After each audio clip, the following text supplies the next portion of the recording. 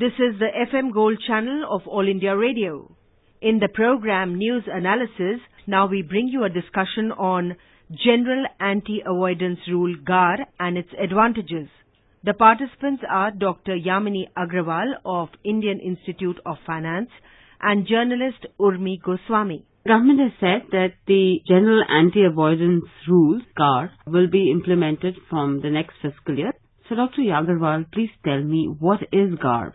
GAR is a set of rules or a framework which helps the revenue authorities decide about whether a particular transaction has commercial substance or not. And if it does not have commercial substance and is not a genuine transaction, then what should be the tax liability associated with it? In a more technical manner, it helps us define whether an arrangement or a transaction in the country is unpermissible avoidance arrangement.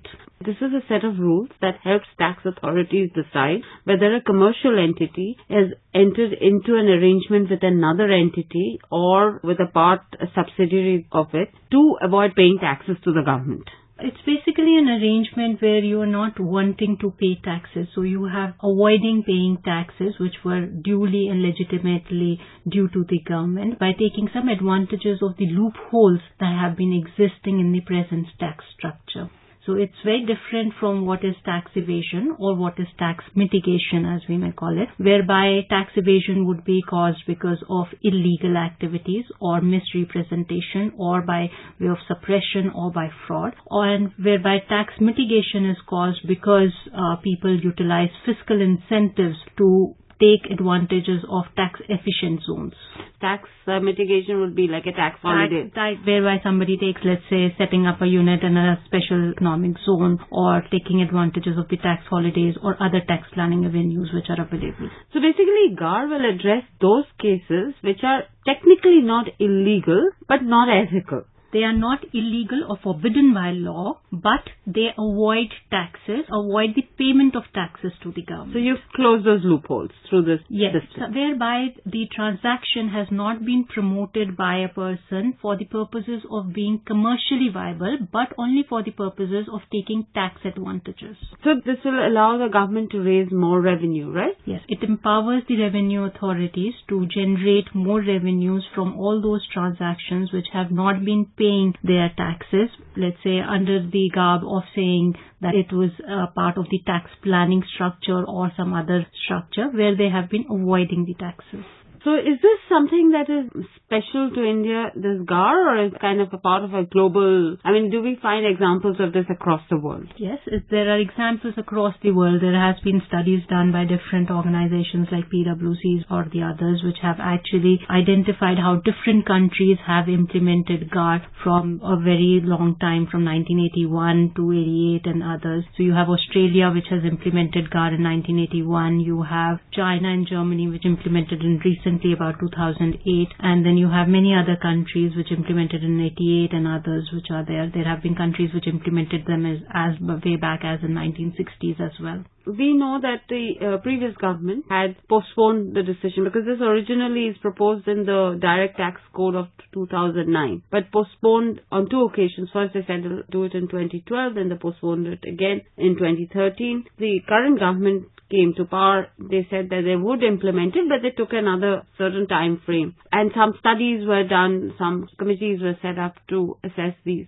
What has been the outcome of these committees? Has there been a major change in the rules because of it? Since GAR gives more powers to the revenue authorities, people have been overall concerned about the wider and the arbitrary interpretations that the revenue authorities may have regarding the GAR provisions and where they can apply and so forth. So many of the committees have been trying to address the difficulties that the taxpayers may face in case the GAR provisions are implemented.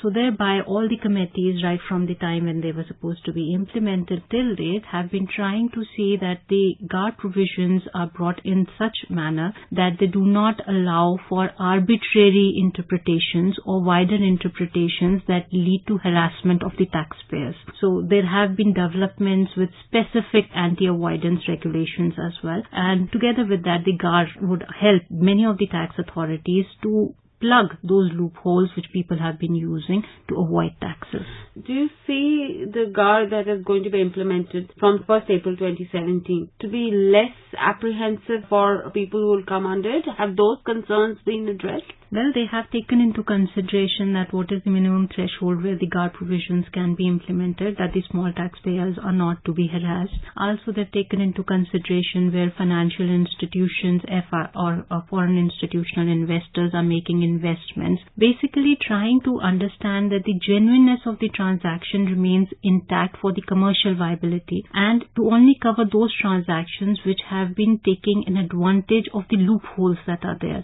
So they have been trying to ensure that if there is any particular reason where the jurisdiction of the particular entity can be identified with commercial viability, then the GAR is not implemented. But if there is possibility that no commercial viability is there or the genuineness is not established, then in those particular transactions the GAR may be provided for or the GAR may be enacted. Tax codes make most people feel a little worried, because they don't understand it. It's complicated. But this is one of those issues which people have a very quick recollection, and that's the Vodafone case. Simple example of GAR is not exactly with the case specific, but supposing the government gives a fiscal incentive of a tax holiday in an SEZ unit, and you set up a factory over there with defunct machineries and don't produce anything from there but produce somewhere else and then show it as a produce of the place of the SEZ units and take a tax holiday. It's a simple case of tax avoidance. Now, similarly, there are different other transactions that take place whereby certain companies actually base themselves in low tax jurisdictions, and by evoking double taxation treaties, they pay lower taxes since they are based in those lower tax jurisdictions. For example, let's say in Mauritius and Singapore, many FIIs are based and so forth. Now, because of the low taxes that you pay, you get a competitive advantages in most businesses. Maybe now you are not actually having a commercial place in a low tax jurisdiction. You just have a registered office, and that particular office does not do any particular work. You're doing all your work from the same country, that is, let's say, for example, in our case, India. You're doing all work from India, and you're just keeping a registered office in Mauritius or Singapore, and you're not making any benefit of either Singapore or Mauritius, and you're not again thereby taking the right advantage of the tax law which is there. Now, in that particular case, you must pay taxes which are correctly due to the country from where you're actually operating your businesses, rather than actually misusing the law. Now, in the Vodafone case, it was found that there were two foreign entities that were there which actually brought about a transaction, but the underlying asset in which the transaction was there was based in India, and hence the particular taxes were from a retrospective basis implemented and tax liability was calculated on Vodafone. Now, since it was believed that it was a foreign company and these taxes were in a retrospective manner, there was a lot of hue and cry made about it, and a lot of foreign institutional investors did not take it in a very positive manner at that point of time, and hence people then started raising questions about whether GAR is really beneficial or not beneficial in promoting investments in a country. And thereby it was then found that the objectives of any tax laws or the objectives of any tax provisions is to promote or incentivize real investments or economic substance investments, and as long as they provide for economic substance investments, the GAR provisions should be implemented.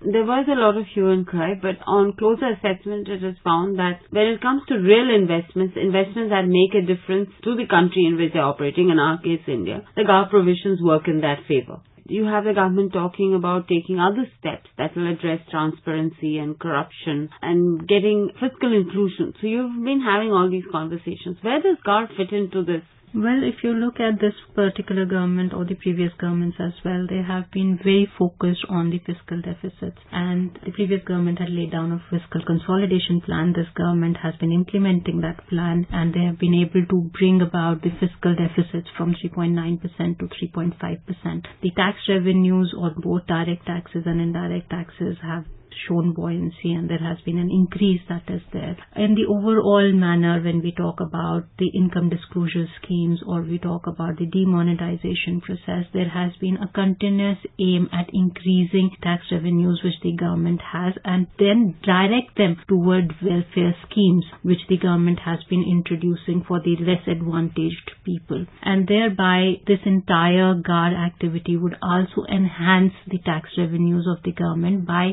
seeking or by finding out those transactions which are non-genuine and have been avoiding taxes. So it helps in improving the tax revenues of the government, which will further add in lessening the fiscal deficits of the government. What about the general thing of transparency, the general context of transparency? Do you think this kind of measures promote transparency, reduce unaccounted incomes, corruption? Because those have huge social repercussions as well. GAR would help majorly in actually bringing about a competitive advantages to several businesses who have been doing genuine transactions as against those businesses which have been misusing the loopholes of the tax structure. And thereby it creates a better economic and business environment for people to recognize that the state exists for the purposes of bringing about genuine investments and genuine transactions and is for and pro commercial viabilities as against only giving tax efficiencies as a mere competitive advantage to businesses. Will this help towards what we call our ease of doing business? Well, we have already moved to the 130th rank by the Ease of Doing Business 2017 report. A long way to go. Yes, but we have moved from 134 to 130 level, which is a better off, and it will definitely add on to the advantages of this country being recognized as a more serious country in accepting what is free and fair trade practices rather than only giving free tax advantages to people.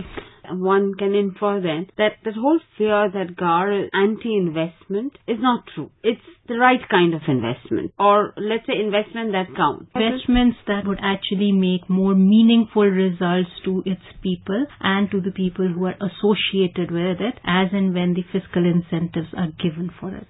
We are again now in an interesting time. Politically, there are things changing across the world. The US is coming up with its own kind of thing, just imposed a 20% tariff on Mexico. We don't know what's going to come next. Given all of that, is this the best time to implement this?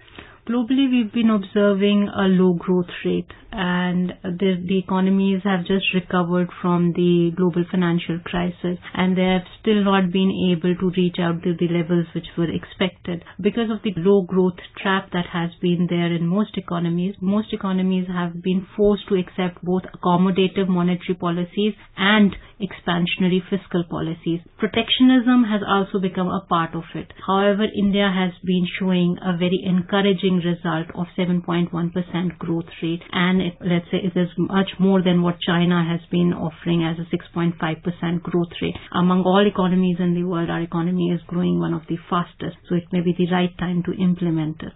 Can we say that this is part of, those measures that we are taking to make this country more competitive, to have better investments, to put us on a path of a development that sustains itself? And what should be done next? What is the next step that you expect the government to take? Well, the government has been very serious about its taxation policies and it has been also very serious about that people pay their taxes in time and have been implementing different provisions whereby by not bringing about newer and newer rules as such but by enforcing the rules itself. So GAR by itself has been in existence of Chapter 10A of the Income Tax Act 1961 for a very long time. Its implementation would make a lot of difference. For explaining it to us very simply so that in the coming days, the more people read and hear, they'll have a sense that this is not a bad thing, that this has positive benefits, except that we have to ensure that it's implemented in a proper manner, and that of course we have to look to see what this administration does to its proper implementation. Thank you so much. You were listening to a discussion on General Anti-Avoidance Rule GAR and its advantages. The participants were Dr. Yamini Agrawal of Indian Institute of Finance and journalist Urmi Goswami. This program was produced and presented by the News Services Division of All India Radio. This program is also available on our website newsonair.nic.in. You may email your opinion about this program at airnsdtalks@gmail.com.